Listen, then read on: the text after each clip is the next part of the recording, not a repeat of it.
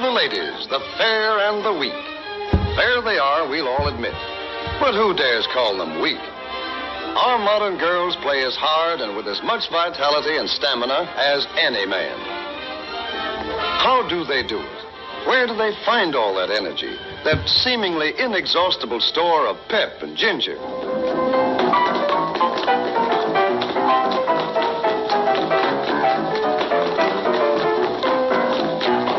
What is that whipcord resilience that lets the weaker sex play half the night, then bob up clear-eyed, ready for the next morning's work? This frail creature strikes her typewriter keys about 40,000 times a day, spaces 7,000 times, shifts to capitals and returns the carriage more than 1,000 times each. Altogether, a few ounces at a time, she exerts more than 5 tons of pressure on her dainty fingertips in one day's work. And any way you look at it, women's work is not for sissies. Most men would have a hard time of it if they were to change jobs with wife, mother, or girlfriend.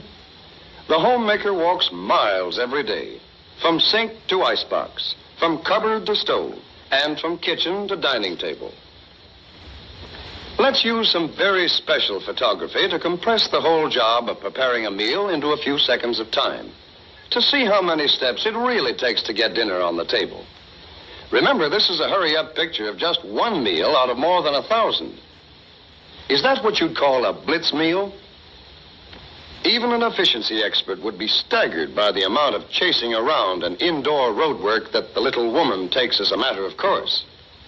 There's the stair-climbing event, for example, usually accomplished full tilt and with an armload of brooms, mops, blankets, and sundry household paraphernalia. Here's another hurry-up picture of the clinging vine whizzing through a day's program that would leave the average mountaineer gasping for breath. Each trip upstairs is the equivalent of lifting her own weight 12 feet. And at the rate of 20 trips a day, that's lifting about 12 tons of weight. Who said weaker sex? Ironing is another kind of work that it's a lot of little jobs all rolled into one. Just to iron one of hubby's shirts, for instance. The iron may have to be lifted 20 or 30 times. And since a flat iron weighs about as much as a brick, a day's ironing actually uses just about as much muscle as bricklaying. Flattening a towel or wielding a trowel, even Stephen. Had your iron today, lady? Because men are beginning to realize how much lifting and pushing the little woman has to do around the house, more and more muscle savers are being designed to make the little jobs easier. It's one thing to make 6,000 separate scrubbing motions over a tub of clothes, and quite another to push a button that does all the work. Here's another example of sheer brute force. Now, let's make a super scientific test. You'll notice that this girl is wearing a very special thimble. In fact, it isn't a thimble at all, but a gadget of springs and levers to measure the amount of force needed to sew on a button. And it's called an ergometer. According to the ergometer dial, it takes 18 units of force to push the needle through the cloth just once. In sewing stitch by stitch, that work adds up. Any man will admit that's a lot of work when it's called to his attention in the right way. And this is one way of calling it to his attention. This hurry-up picture shows that a stitch in time doesn't always save 9. And anyway, who wants to save 9 stitches when a machine can do all the work? A sewing machine is really an amazing invention, especially when you stop to think that a man invented it. Yet it's simple when you know how it works. We'll slow this one down so that for the first time on a theater screen, we can all see exactly what goes on inside a sewing machine. Well, there's the needle with a little loop of thread running through the eye. That's the eye right there close to the point. The needle carries the thread down through the cloth. At the same time, underneath the cloth, another little loop of thread is being carried in a moving carriage called a shuttle. The shuttle moves past the needle. The loops of thread cross each other and form a smooth stitch. And so, that's the way a sewing machine takes the place of a lot of needless needle nudging and keeps everyone in stitches. Amazing. In the early days of motoring, no woman in her right mind would tackle the job of starting the engine because the job had to be done the hard way.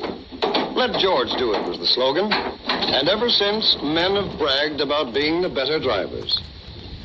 Then the muscle savers got to work, and the self-starter put the woman driver behind the wheel instead of in the back seat. But even recently, a motor car demanded a certain amount of athletic prowess on the part of the driver. For example, in shifting gears. Let's hook up one of these work measuring machines or ergometers to this old-fashioned gear shift lever to see how much muscle it needed to run through the gears. Come on. 90 units. Starting and stopping, parking and backing up on a full day's driving amounted to more than a ton of pushing, plus about a city block of reaching. Putting the shift lever up by the steering wheel would cut down the amount of reaching. But with such a short lever, it would be even more work to shift the gears. In fact, more than 100 units. To make this job easier, some sort of machine was needed to take over the muscle work of moving the gears in and out of mesh. Yet, because the speed of the car and the conditions of load are never twice quite the same, a certain amount of human judgment would help to shift gears quietly and smoothly. A muscle-saving engineer who went to work on this two-sided problem found that the vacuum produced inside the motor car engine could develop plenty of power to do the actual work. And by means of a super-sensitive control, the driver could still be the real gear-shifting boss. The sensitive control can regulate the pressure in a powerful vacuum chamber so that the slightest movement of the lever will bring about a strong push in a desired direction. A push that can be controlled to follow the movement of the lever with infinite exactness. This device, connected to the gears of a motor car, can do 80% of this work of shifting, yet leave enough for the driver to sense the response of the gears as they move smoothly into place. Now let's use that ergometer gadget again to see how much undesirable exercise we've saved this member of the fair and so-called weaker sex. Now the dial shows about 30 units. Only a few ounces of push with the vacuum gear shift.